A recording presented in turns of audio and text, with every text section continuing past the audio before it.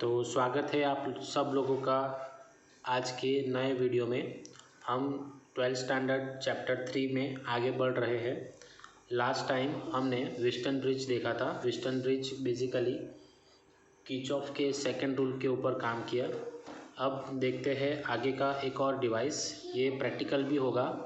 तो ये पूरी की पूरी थियोरी 3 पार्ट में डिवाइड है, उसको भी आप लोग प्रॉपरली देखो, क्योंकि जो भी यहाँ पर थियोरी वाइज चलेगा वो सारी की सारी थियोरी प्रैक्टिकली भी आपको करनी है। इसीलिए यहाँ पर जो थियोरी अभी मैं करने जा रहा हूँ, पूरी की पूरी थियोरी आपको प्रैक्टिकली भी करनी होगी, इसलिए इम्पोर्टेंट है। देखते हैं आज का नया डिवाइस। जैसे आप लोग ने देखा EMF इलेक्ट्रोमोटिव फोर्स, जो हमने लास्ट टाइम पढ़ा। इलेक्ट्रोमोटिव फोर्स में आप लोगों ने ये देखा कि पोटेंशियल डिफरेंस क्या है, बराबर। और हमने एक इक्वेशन फाइंड किया था V = एप्सिलॉन - IR, बराबर। यहाँ पर एप्सिलॉन EMF गिना गया, I stands for internal current, okay, internal current लिया गया। और ये जो है R, उसको हमने इंटरनल रेजिस्टेंस के थ्रू लिया था। इंटरनल रेजिस्टेंस किसका? तो सेल का, ठीक है। अब यहाँ पर ये होता है क्वेश्चन, यानी कि हमारे माइंड में क्वेश्चन ये आएगा कि अगर हम मतलब वोल्टेज है, ठीक है, तो वोल्टेज को हम सीधे सीधे टेबल वोल्ट मीटर जो होता है, टेबल वोल्ट मीटर, उससे आप लोग इजीली मेज़र कर लोगे, बराबर। लेकिन ये जो एप्सिलॉन है, that is EMF electromotive force, इसको हम कंटिन्यूसली वेरिंग पोटेंशियल डिफरेंस भी बोल सकते हैं। अगर वो मेज़र करना है तो हमें ये डिवाइस पर आना होगा। अब ये डिवाइस क्या है? तो ये डिवाइस का नाम है potentiometer. Potentiometer, what is this? चलो देखते हैं। Okay, potentiometer is a device in which continuously varying potential difference can be obtained and measured। मतलब कोई ऐसा सेल जिसका पोटेंशियल डिफरेंस कंटिन्यूसली वेरी हो रहा है, उसको मेज़र करने के लिए जो डिवाइस यूज़ होता है उसको बोला जाता है पोटेंशियोमीटर, ठीक है। पोटेंशियोमीटर अगर आपको नहीं पता तो एक बार यूट्यूब पे या तो फिर इंटरनेट पे सर्च करके जो डिवाइस कैसा आता है वो देख लीजिए। सिंपल डायग्राम यहाँ पर मैंने ड्रॉ किया हुआ है, देखिए। व्हिस्टन ब्रिज आप लोगों ने अगर देखा होगा तो वो एक सिंपल वुडन ब्लॉक पर आता है और उसकी लेंथ होती है 100 सेंटीमीटर। मतलब वो A और B टर्मिनल के बीच में जो लेंथ होती है वो लेंथ होती है तकरीबन 100 सेंटीमीटर की, ठीक है। अब वो 100 सेंटीमीटर, लेकिन पोटेंशियोमीटर की जो लेंथ होती है यहाँ से लेके यहाँ तक 100 सेंटीमीटर, बराबर। यहाँ से लेके यहाँ तक 100 सेंटीमीटर, यहाँ से लेके यहाँ तक वापस 100 सेंटीमीटर, और यहाँ से लेके B तक 100 सेंटीमीटर। मतलब टोटल ये 400 सेंटीमीटर का वुडन ब्लॉक पर एक मिलेगा, ठीक है। अब यहाँ से A से हम वायर शुरू करेंगे, वो इस तरह से यूँ ये शेप में आपको मिलेगा। और ये जो वायर हम लेते हैं वो यूनिफॉर्म डेंसिटी वाला वायर कंसिडर करेंगे। तो टोटल पोटेंशियोमीटर का जो डिवाइस है उसकी लेंथ होती है 100 सेंटीमीटर। जैसे मैंने बताया, वायर यहाँ पर जो होगा एक पतला सा वायर आता है, जैसे ये एक पॉइंट नॉब हुआ वैसा, वो उसकी लेंथ होती है 400 सेंटीमीटर। और क्रॉस सेक्शनल एरिया हम इस तरह से कंसिडर करेंगे कि वो थ्रू आउट वायर हमें सेम मिले। और यहाँ पर जो रेजिस्टेंस होगा, यूनिफॉर्म डेंसिटी, मतलब density through out wire uniform होनी चाहिए, कांस्टेंट होनी चाहिए, उसको हम लेते हैं, ठीक है। अब यहाँ से ये जो है ये सिंपल वायर थ्रू हमने मेन बैटरी कनेक्शन में ली है, जिसका EMF है एप्सिलॉन। अब यहाँ पर मैंने लिया है internal resistance, okay, internal resistance small r जो बैटरी का है, लेकिन हम डायग्राम में, सर्किट डायग्राम में इसको हम अलग से दिखाते हैं। और उसके बाद सिंपल की कनेक्शन में ली है कि अगर कुछ गड़बड़ हुई तो सिंपल के थ्रू हम करंट को यहाँ पर स्टॉप कंटिन्यू कर सकें। ये है रेजिस्टेंस बॉक्स, बराबर। रेजिस्टेंस बॉक्स की ज़रूरत क्या है कि करंट कितना फ्लो हो रहा है उसको हम यहाँ पर व्हाट इज़ कॉल्ड कंट्रोल कर सकते हैं, ठीक है। ये पूरा का पूरा डिवाइस यहाँ पर गैल्वेनोमीटर के साथ अटैच होता है, ओके। चलो अब देखते हैं on which principle it is work. ये हमने आपको सीधे सीधे बता दिया। अब प्रिंसिपल वर्क कैसे करता है वो हम देखते हैं। पोटेंशियोमीटर, ए बी पोटेंशियोमीटर की लेंथ यहाँ पर है। पूरा का पूरा डिवाइस आप इसी तरह इसको लिख लेना, ठीक है। अब देखो क्या लिखा है यहाँ पर थियरी में। तो as shown in figure, a battery having EMF epsilon and internal resistance R is connected with resistance box capital R। मतलब रेजिस्टेंस बॉक्स का जो रेजिस्टेंस है हम उसको कंसीडर करेंगे capital R।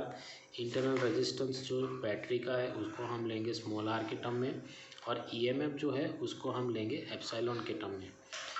And wire with uniform cross sectional area, बराबर, area and uniform resistance per unit length, बराबर। ये जो वर्ड है which is very very important in the theory, okay. तो इसको आप ध्यान से देखना, कनेक्टेड इन सीरीज, ठीक है। यहाँ पर हम जो कनेक्शन में ले रहे हैं वो है सीरीज कनेक्शन। चलो अब वन बाय वन कौन सा यहाँ पर आंसर मिलता है वो देखते हैं। रेजिस्टेंस बॉक्स का रेजिस्टेंस R है, is always not needed, but ज़रूरत पड़ती है तो इसलिए लगा लिया जाता है। लेंथ ऑफ AB वायर उसको हम कंसिडर करेंगे कैपिटल L, ठीक है। आप देखते हैं resistance of wire per unit length, मतलब 1 सेंटीमीटर की लेंथ या तो 1 मीटर की लेंथ में हमें वायर रेजिस्टेंस कितना मिलता है। तो resistance of wire per unit length लिया है, मतलब rho equal to R/L, resistance per unit length. तो टोटल रेजिस्टेंस यहाँ पर हमें मिलेगा वायर का R equal to L into rho जितना, ठीक है। अब देखते हैं let value of resistance obtain from resistance box R, okay. Resistance box R से भी लिया जाता है। अब करंट फ्लो हो रहा है, सपोज करो कि I भी, तो amount of current flowing through resistor, तो V equal to IR through हम सीधे सीधे यहाँ पर फाइंड करेंगे करंट। तो current equal to V/R, but ये जो R है वो कितना है, चलो इसको हम बेसिकली डिफाइन करते हैं डायग्राम के through. Diagram we have over here, देखो जब पॉजिटिव टर्मिनल से करंट निकलता है तो वो सीधे सीधे सिंपल वायर थ्रू पहले पोटेंशियोमीटर में जाएगा यहाँ पर। अब यहाँ से जो वायर है अपना जो वायर है यूनिफॉर्म डेंसिटी वाला, यहाँ से करंट पास होगा यूँ, ठीक है। यहाँ से करंट पास हो रहा है यूँ, तो मतलब मटेरियल ऑफर सम रेजिस्टेंस जो हमने ऑलरेडी पढ़ चुके हैं, बराबर। R is directly proportional to L, तो यहाँ पर जो रेजिस्टेंस लग रहा है वो कितना है, बराबर। तो वो है R equal to L into rho जितना, फाइन। ये कथा कंप्लीट होने के बाद वापस यहाँ पर आओ, मतलब L रो जितना भी रेजिस्टेंस है वो यहाँ पर लग चुका है। अब यहाँ से वो आगे बढ़ेगा तो सीधी बात है resistance box also offer some resistance, तो रेजिस्टेंस बॉक्स और रेजिस्टेंस ऑफर करेगा, मतलब R की वैल्यू कितनी होगी, L रो, बराबर, प्लस रेजिस्टेंस बॉक्स की वैल्यू होती है R, सीरीज कनेक्शन होता है इसीलिए R1 प्लस R2 लिया जाएगा, प्लस एक और यहाँ से जैसे करंट आगे बढ़ेगा तो इंटरनल रेजिस्टेंस भी यहाँ पर आने वाला है, इसलिए उसको भी हम काउंट करेंगे स्मॉल r के टर्म में। तो total resistance through out the circuit हमें मिलता है इतना, तो ये रेजिस्टेंस को हम यहाँ पर काउंट करेंगे R equal to L rho plus capital R plus small r जितना।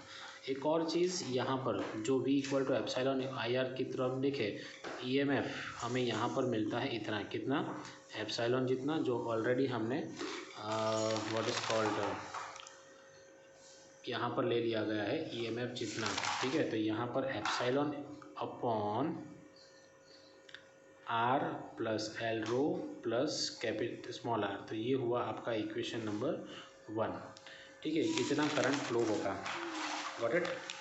चलो अब देखते हैं कि सपोज़ गैल्वेनोमीटर जो यहाँ पर अभी कनेक्शन में नहीं दिख रहा है, सपोज़ करोगे गैल्वेनोमीटर थ्रू हम जो ऑब्जर्वेशन ले रहे हैं उसका नल पॉइंट, मतलब यहाँ पर हमें नल पॉइंट आंसर हमें मिल गया और ये पॉइंट है C जितना, तो यहाँ पर हमें लेंथ मिलती है इतनी। अब 400 माइनस L कर दो तो ये लेंथ आपको ईजिली मिल जाएगी। इट मीन्स व्हाट, सपोज ये 10 सेंटीमीटर आया, डायरेक्टली भी आप स्केल से मेज़र कर सकते हो, बराबर 10 सेंटीमीटर आता है, तो यहाँ तक हमें वायर का जो रेजिस्टेंस है वो कितना मिलेगा, अब वो चेक करते हैं। तो देखो, if length of AC wire is L, small l, then resistance of wire यहाँ पर प्रीवियस फार्मूला की तरह रो इंटू एल लिया जाएगा, potential difference between A and C बराबर। तो करंट मल्टीप्लाइड बाय रेजिस्टेंस, तो करंट हम आई जितना ले चुके हैं, रेजिस्टेंस यहाँ से लेंगे रो इंटू एल जितना, एंड पोटेंशियल डिफरेंस हम यहाँ कंसिडर करेंगे वी एल जितना।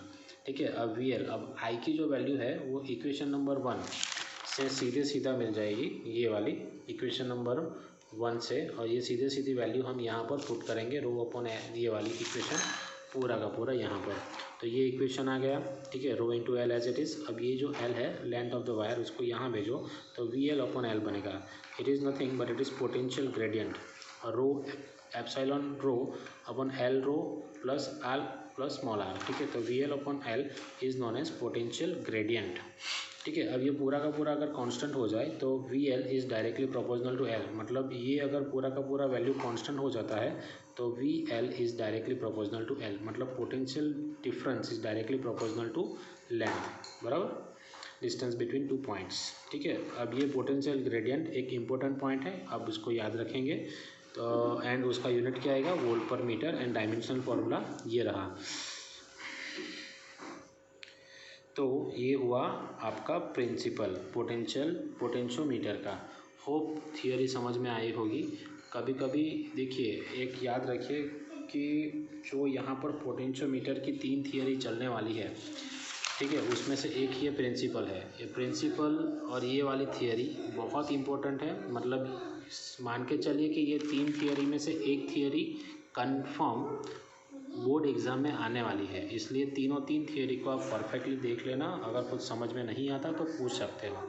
तो आज के लिए इतना ही। Thank you very much, that's all for day.